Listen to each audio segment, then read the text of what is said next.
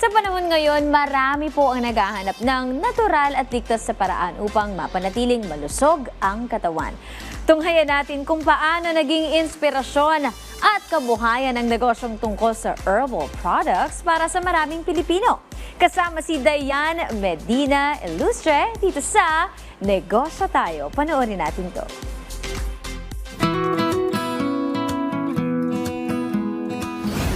Off-cam, we were talking about your products, and you've been in the business industry for such a long time already, for over 40 years in the business. Paano po nagsimula ito? We did not start as a business. Yung sa amin, outreach program lang. Kasi nagpunta ako sa Mount Banahaw, tapos na-discover ko ang wonderful world of herbs, and meron ako na-meet doon na albularyo, and so doon niya na-explain sa akin the science behind the wisdom of the albularyo, which I got so entranced. I got so involved with it, and then afterwards, nung marunong na ako, we started teaching. We're teaching about the 4 wheels of life na dapat ang buhay natin ay balanse. Hindi lang physical, we have to have spiritual, we have to have emotional, but yung wealth ay nawawala. Kamusta po ang business natin sa ngayon? Number 1, kami ang kaunahan eh.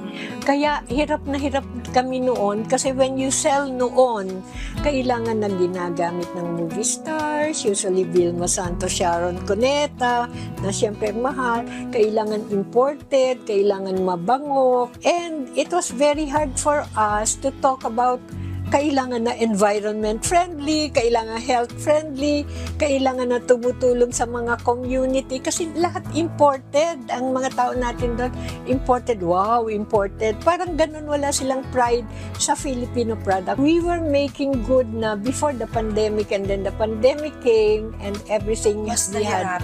Maraming mga tao ang nag-a-aspire magnegosyo at maging katulad ninyo na yung longevity talaga pagdating sa pagninegosyo. We want to learn your secret or what do you think is the key ingredient to be able to, become like you and be successful? Ang para sa akin, integrity. Integrity kasi marami sa atin na nagninegosyo lang para sa pera. Correct.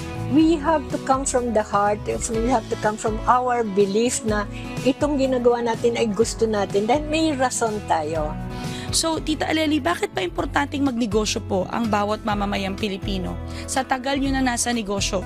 Kasi whether we like it or not, money still runs our country. Hindi mo pwedeng nanghihingi lang tayo palagi. And then it also empowers the person na meron silang nagagawa.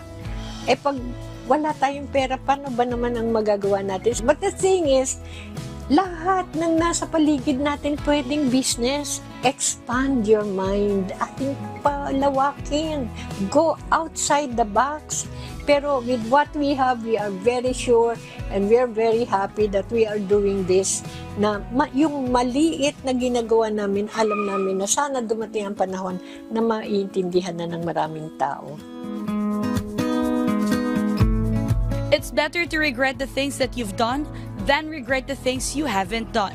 Yan po ang aral na ibinahagi sa atin ng business owner na si Miss Aleli Pansacola. Kita-kits ulit tayo mga kanegosyo para sa isa na namang business story na ibabahagi namin sa inyo. Kaya naman tara, negosyo tayo!